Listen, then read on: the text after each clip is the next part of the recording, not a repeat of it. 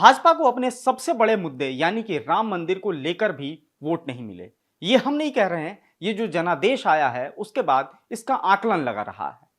भाजपा ने इसे लेकर खूब माहौल बनाया था।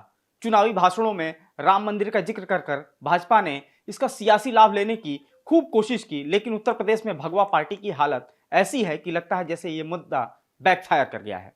योगी आदित्यनाथ का विपक्षी दलों के नेताओं को रामद्रोही करार देना भी काम नहीं आया। अब हालात ये हो गए हैं कि राम राजनीति की राजधानी कही जाने वाली अयोध्या में ही भाजपा को बड़ी हार मिली है। फैजाबाद लोकसभा सीट से भाजपा के लल्लू सिंह को सपा के अवधेश प्रसाद ने हरा दिया है। ये वही फैजाबाद लोकसभा क्षेत्र है जिसके अंतर्गत अयोध्या आती है। सवाल तो भाजपा की नीति नियंताओं के मन में भी उठ रहे हैं कि 500 साल के संघर्ष के बाद अयोध्या में राम मंदिर की सौगात देने के बावजूद आखिर चूक कहां हो गई, और हार भी सौगात के 4 महीने बाद। जिस राम मंदिर आंदोलन की वजह से भाजपा ने पूरे देश में जड़ें जमाई, जिस राम नगरी को भाजपा ने अपने एजेंडे में सबसे शीर्ष पर रखा, जिस अयोध्या की वजह से भाजपा न सिर्फ उत्तर प्रदेश बल्कि 2 बार केंद्र की सत्ता तक पहुंची, आखिर वो मुद्दा जब मूर्त रूप में बदला तो इसका फल उसे क्यों नहीं मिला? आज के इस एक्सप्लेनर में हम इसी मुद्दे पर चर्चा करेंगे। नमस्कार, मेरा नाम है मार्तन सिंह और आप देख रहे हैं डेली लाइन। अयोध्या में इस साल के शुरुआत में राम मंदिर की प्राण प्रतिष्ठा कराई गई थी। नरेंद्र मोदी ने खुद मंदिर की प्राण प्रतिष्ठा की थी। इस कार्यक्रम को लेकर काफी सियासी विवाद भी हुआ था। विपक्षी दलों ने आरोप लगाया था कि भाजपा लोकसभा चुनाव में फायदा उठाने के लिए अधूरे मंदिर में प्राण प्रतिष्ठा करा रही है। विपक्षी दलों ने राम मंदिर की प्राण प्रतिष्ठा कार्यक्रम को बीजेपी का अपना इवेंट बताकर इससे किनारा कर लिया था। इधर भाजपा ने विपक्ष के इस स्टैंड को लेकर जवाबी हमले शुरू कर दिए। भाजपा ने आरोप लगाया कि विपक्ष के नेता रामद्रोही हैं और उन लोगों का समर्थन करते हैं जो राम जन्मभूमि स्थान पर मस्जिद होने का दावा करते हैं। योगी आदित्यनाथ से लेकर नरेंद्र मोदी तक ने राम मंदिर प्राण प्रतिष्ठा के विपक्षी दलों द्वारा बायकॉट करने पर उन पर निशाना साधा। योगी आदित्यनाथ ने तो यहां तक कह दिया कि यह चुनाव राम भक्तों और रामद्रोहियों के बीच हो रहा है। उनके बयान में राम भक्त का मतलब वे लोग थे जो राम मंदिर के प्राण प्रतिष्ठा में शामिल हुए। रामद्रोही वे थे जिन्होंने ऐसा नहीं किया, या फिर वे राम मंदिर आंदोलन के दौरान कार सेवकों पर गोली चलवाने वाले लोगों के साथ खड़े थे। उनका निशाना साफ तौर पर सपा की ओर था। योगी अपने भाषणों में जनता से वोट देने की अपील करते हुए भी ये कहते थे कि जो राम को लाए हैं यूपी की जनता उन्हें सत्ता में लाएगी। वहीं प्रधानमंत्री नरेंद्र मोदी ने अपनी रैलियों में यहां तक कह दिया कि सपा कांग्रेस वाले सरकार में अगर आ गए तो राम मंदिर पर बुलडोजर चलवा देंगे।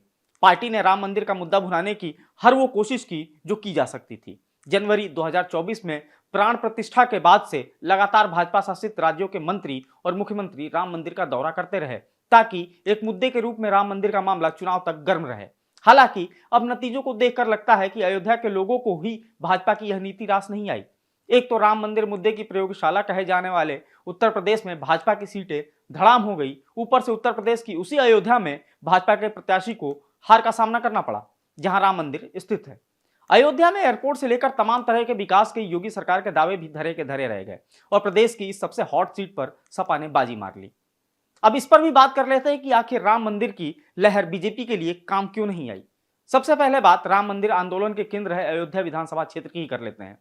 उम्मीद थी कि राम मंदिर की वजह से यहां इस बार बंपर वोटिंग होगी, लेकिन पिछले लोकसभा चुनाव की तुलना में अब की बार 9% मतदान में कमी आई। इसकी वजह बताई गई भाजपा के कैडर वाले स्थानीय मतदाताओं ने मतदान से दूरी बनाई।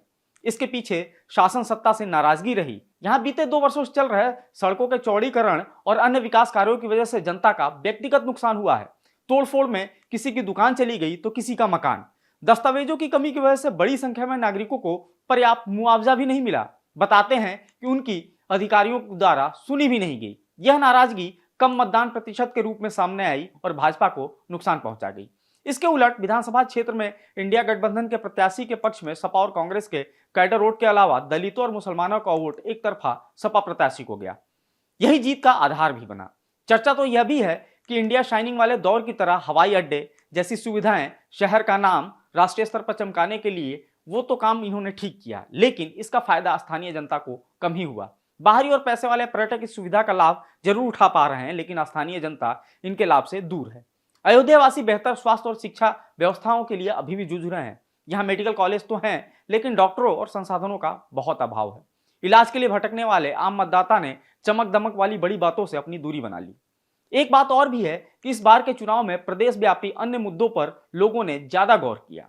अखिलेश का पिछड़ा दलित और अल्पसंख्यक यानी पीडीए का फॉर्मूला अयोध्या के साथ साथ पूरे पूर्वांचल में काम कर गया। पिछड़ा और मुस्लिम वर्ग का भरपूर वोट तो मिला ही, दलितों ने भी बसपा के बाद अपना नया ठिकाना कांग्रेस को ही समझा और इंडिया गठबंधन के प्रत्याशी को जमकर वोट किया। राजनीति के विशेषज्ञों का मानना है कि बसपा का कैडर वोटर भाजपा से नाराज है। बसपा के कैडर मतदाता को लगता है कि भाजपा ने उसकी अपनी ही पार्टी को खत्म कर दिया। इस नाराजगी का परिणाम रहा कि दलित मतदाता कांग्रेस की ओर छिटक गया। यह स्थिति भाजपा के लिए हमेशा के लिए अब चुनौती बन गई है। इंडिया गठबंधन की ओर से उठाए गए बेरोजगारी, महंगाई, पेपर लीक, अग्निवीर जैसे मामलों ने आम जन के मन को छुआ। इसके आगे धार्मिक ध्रुवीकरण के सारे पैतरे फेल होते गए। महंगे इलाज और महंगी पढ़ाई से जनता को निजात नहीं मिली। शिक्षा और स्वास्थ्य माफिया हावी हुए। शिकायतों के बावजूद इन पर कोई कार्रवाई तक नहीं हुई। मोदी योगी की डबल इंजन की सरकार होने के बावजूद यूपी में 10 साल में आवारा पशुओं की समस्या से निजात यहां की जनता को नहीं मिली। इससे किसान मतदाता भाजपा के पाले से छिटक गए। ब्लॉक और तहसील और थाना स्तर पर जनता की समस्याओं की सुनवाई न होना भी प्रदेश में भाजपा की खराब स्थिति का एक बड़ा कारण बना। मुफ्त अनाज और तमाम सरकारी योजनाओं का लाभ गरीबों को तो मिला, लेकिन मध्य आय वर्ग के मतदाताओं को विशेष राहत नहीं मिली। सिलेंडर पर सब्सिडी घटती गई, डीजल पेट्रोल के दाम लगातार बढ़ते गए।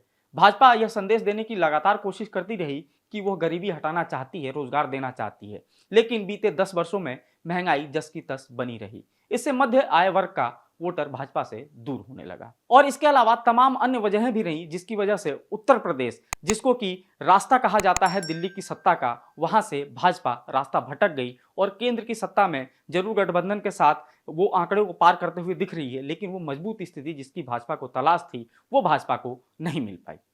आज के वीडियो में फिलहाल इतना ही। फॉलो करते रहे हमारे डिजिटल प्लेटफॉर्म डेली लाइन को।